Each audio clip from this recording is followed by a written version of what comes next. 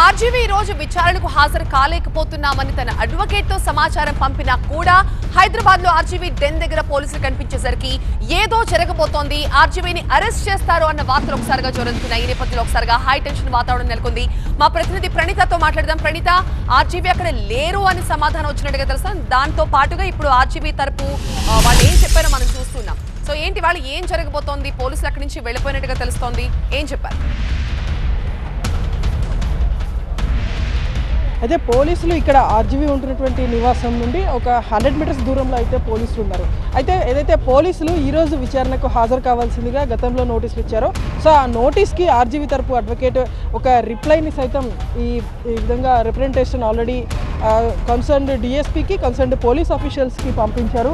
So present ఇక్కడ మనం చూడొచ్చు, మద్దిపాడు పిఎస్కి సంబంధించినటువంటి ఎస్హెచ్ఓకి లెటర్ రాశారు. గతంలో ఏదైతే పోలీసులు ఇచ్చినటువంటి నోటీసు, కాటన్ బ్యాగ్స్ ని తయారు చేస్తూ సంవత్సరానికి 7 లక్షలు సంపాదిస్తున్నారు. మీరు వీరి నుండి ఈ బిజినెస్ గురించి నేర్చుకోవాలా?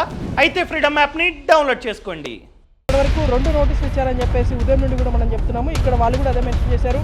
సెకండ్ నోటీస్ ఏదైతే బిఎన్ఎస్ఎస్ 35 సెక్షన్ 3 ప్రకారం ఇచ్చారో, సో దానికి రిలేటెడ్గా దానికి కావాల్సినటువంటి ఎవిడెన్స్ని అంతా కూడా ఇచ్చేందుకు సిద్ధంగా ఉన్నాము, కానీ డిజిటల్ రూపంలో విచారణకు హాజరయ్యేందుకు సిద్ధంగా ఉన్నామంటూ ఆర్జీవీ తరపు అడ్వకేట్ బాలయ్య ఈ ఎక్స్ప్లెనేషన్ లెటర్ని ఆల్రెడీ పోలీసులకు పంపించారు.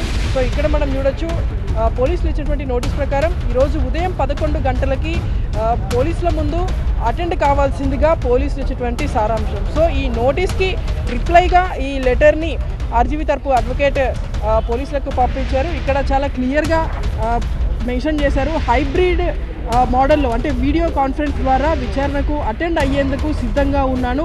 ప్రస్తుతం తాను కొన్ని ఫిలిమ్స్ ప్రాజెక్ట్స్లో బిజీగా ఉన్నటువంటి కారణంగా విచారణకు హాజరు కాలేకపోతున్నానంటూ ఇక్కడ ఈ రిప్లై ఇచ్చినటువంటి ఈ పారాగ్రాఫ్లో చాలా క్లియర్గా మెన్షన్ చేశారు. హైబ్రిడ్ మోడల్, వీడియో కాన్ఫరెన్స్ మోడల్లో విచారణకు సహకరించేందుకు సిద్ధంగా ఉన్నాము.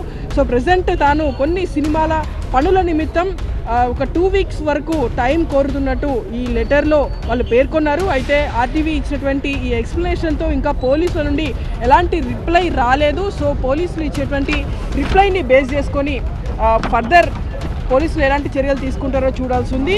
దీంతో పాటు డిజిటల్ విచారణ ఎందుకు కోరుతున్నామనేటువంటి అంశాలను కోట్ చేస్తూ గతంలో సుప్రీంకోర్టు ఇచ్చినటువంటి కొన్ని జడ్జిమెంట్స్ని సైతం ఆర్జీవీ తరపు అడ్వకేట్ కోట్ చేశారు.